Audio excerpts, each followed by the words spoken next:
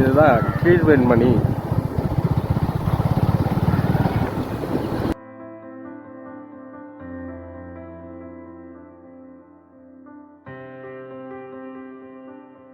கீழ்வெண்மணி தியாகிகளின் நுழைவாயில்.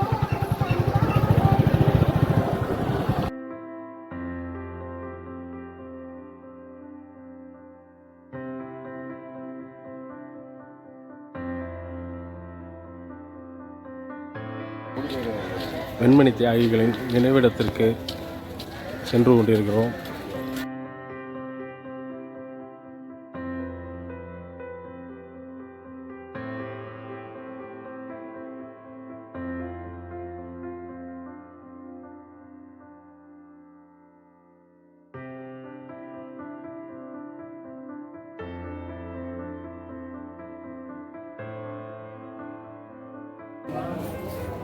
சுவர் புடைப்பு சிற்பமாக உயிர் நீத்த தியாகிகளின் உருவங்களை தோழர்கள் பதிந்துள்ளனர்.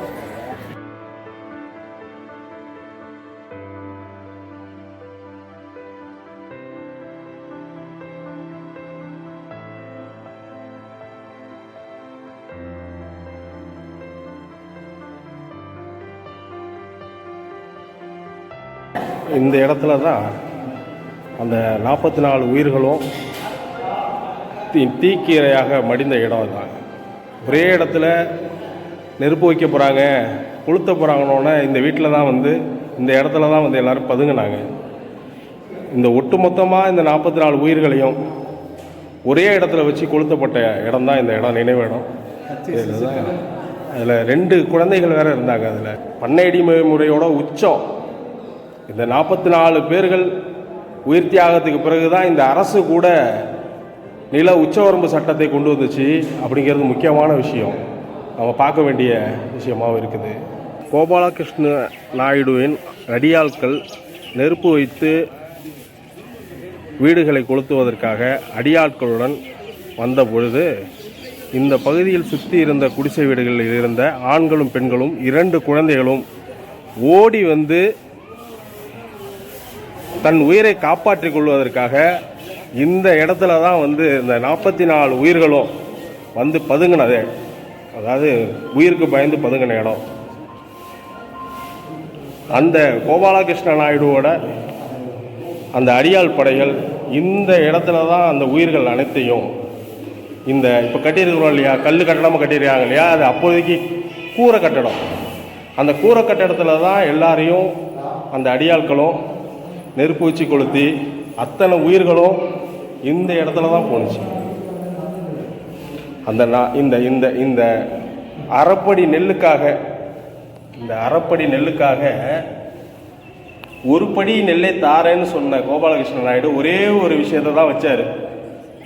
உனக்கு ஒரு படி நெல்லை நான் தரேன், ஆனால் இந்த செங்கொடியை கீழே போட்டுருவா, நீ தொழிற்சங்கம் கட்டக்கூடாது, நீ செங்கொடியை பிடிக்கக்கூடாது அப்படிங்கிறது மட்டும்தான் அவங்க கோரிக்கை. கோபாலகிருஷ்ண நாயுடுவோட கோரிக்கை என்ன?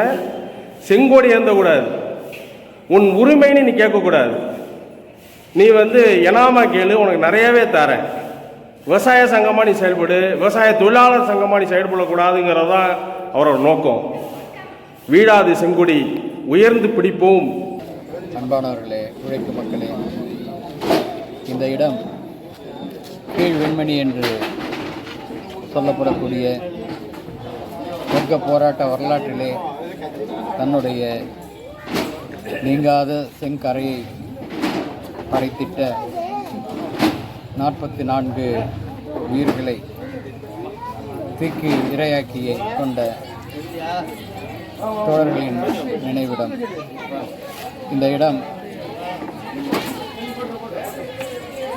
56 ஆண்டுகளுக்கு முன்பாக நில உடைமை கொடுமைக்கு எதிராக ஒரு படி நெல் கூடுதலாக கூலி கேட்டதற்காக எல்லோரும் விரட்டி அடைக்கப்பட்டு ஒரு குடிசைக்குள்ளே திணிக்கப்பட்டு கோபாலகிருஷ்ண நாயுடு என்கின்ற கொடூரமான வர்க்க எதிரியால், ஒரு நில உடைமையாளரால், அவருடைய ஏவலால் கொளுத்தப்பட்டு தீக்கிரையான அவர்களது சாம்பல் படிந்த குருதி படிந்த இடம்தான் இந்த இல்லம்.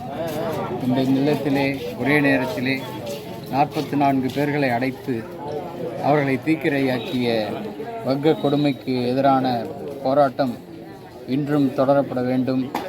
அது புதிய ஜனநாயக புரட்சியிலே தன்னுடைய அடிகளை முன்னெடுத்து வைக்க வேண்டும். அது சோசலிசத்தையும் கம்யூனிசத்தையும் நோக்கி முன்னேற வேண்டும் என்று சபதமேற்போம். வீர வணக்கம் செய்வோம்.